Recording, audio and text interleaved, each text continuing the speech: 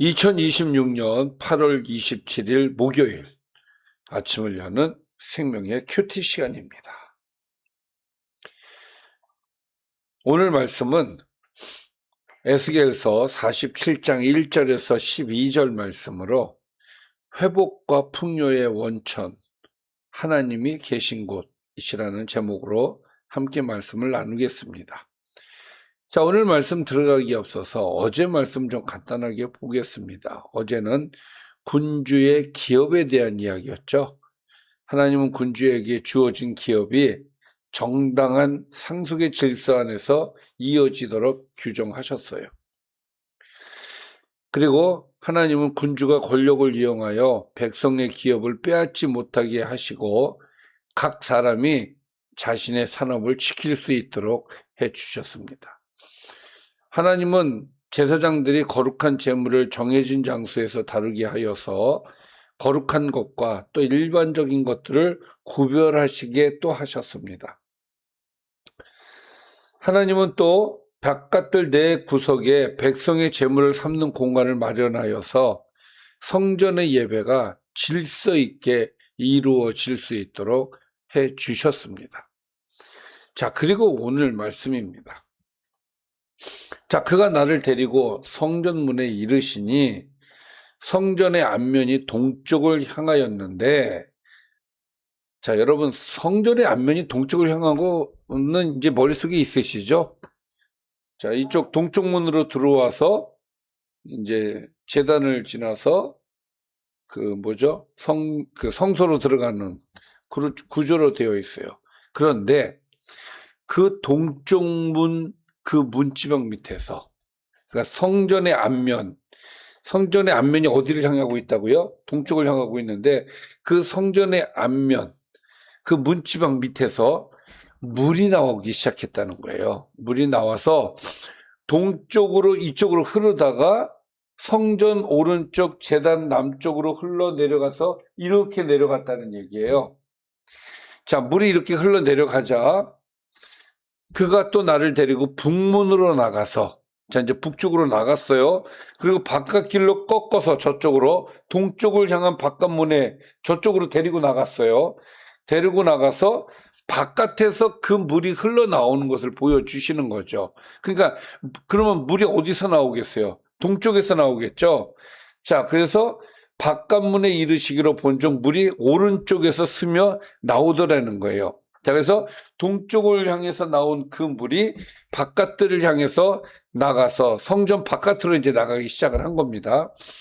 그 물이, 자, 3절에 가서 어떻게 진행이 되는지 3절부터 이야기를 해주고 있는데, 그 사람이 손에 줄을 잡고 동쪽으로 나아가며, 자, 이쪽으로 나아가며 천척을 측량한 후에 내게 그 물을 건너게 하시니, 그러니까 줄을 가지고 쫙 길게 해서 천척을 측량한 다음에 거기서 물을 건너게 하셨다는 거예요. 이 흘러나오는 물이 철철철철 넘쳐가는데 그 물을 건너가게 하셨다는 거야.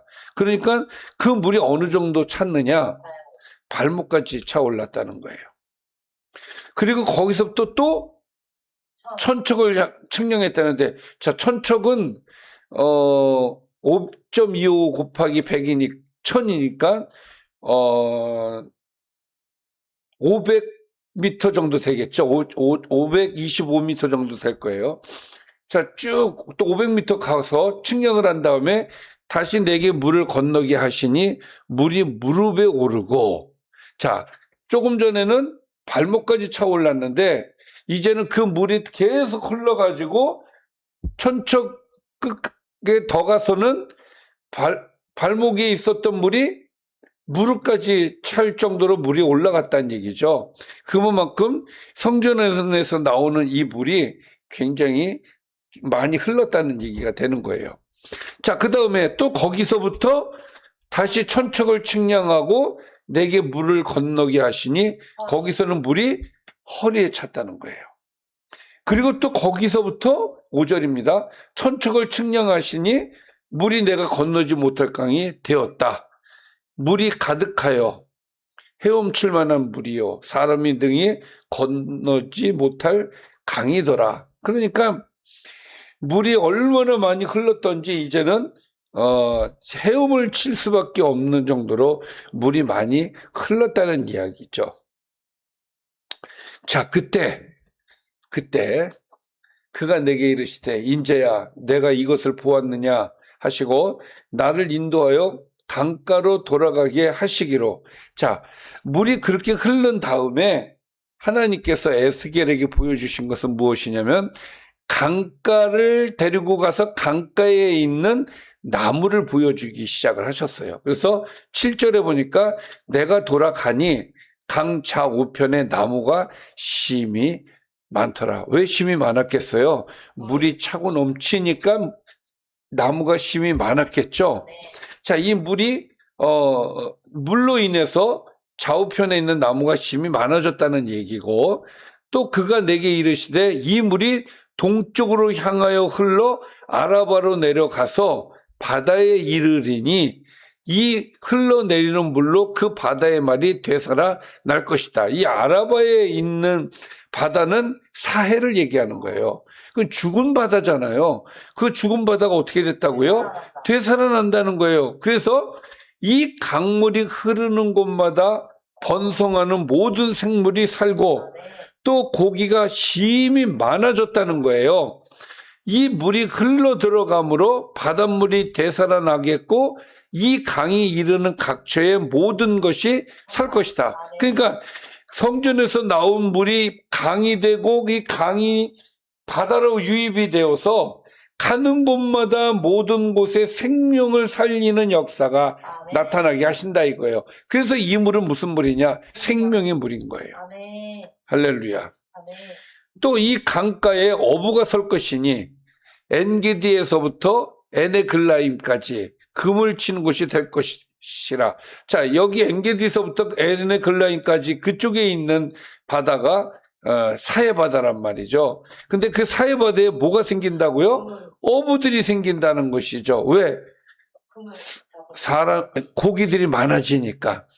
자, 그 고기가 각기 종류를 따라 큰 바다의 고기같이 심이 많아질 것이다 라는 얘기예요. 그리고 11절은 조금 다른 말 같은데 다른 말은 아니에요. 그 진펄과 개펄은 되살아나지 못하고 소금 땅이 될 것이며, 그러니까 다른 땅은 다 살려주시는데 진펄과 개펄은 소금이 나게끔 하신다는 거야. 그대로 둔다는 거예요. 왜? 소금도 필요하니까.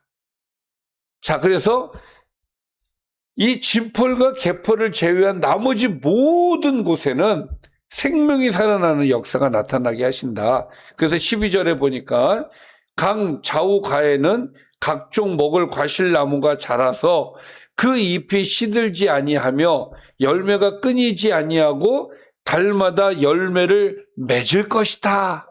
할렐루야. 왜 그럴까요?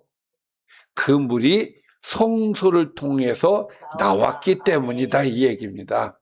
그래서 그 열매는 먹을 만하고 그 잎사귀는 약재료가 될 정도로 아주 귀한 열매들이, 잎사귀들이 그 안에서 나오게 되었다라는 것이죠. 그러니까 하나님의 성전에서 흘러나온 이 물들이 곳곳에 차고 넘쳐서 죽어있는 땅을 살리고 하나님께서 그곳에 모든 고기들이 다시 풍성하게 해주심으로써 하나님의 놀라운 은혜가 성소로부터 흘러서 모든 곳곳에 채워주신다라는 얘기죠. 그러면 보십시오.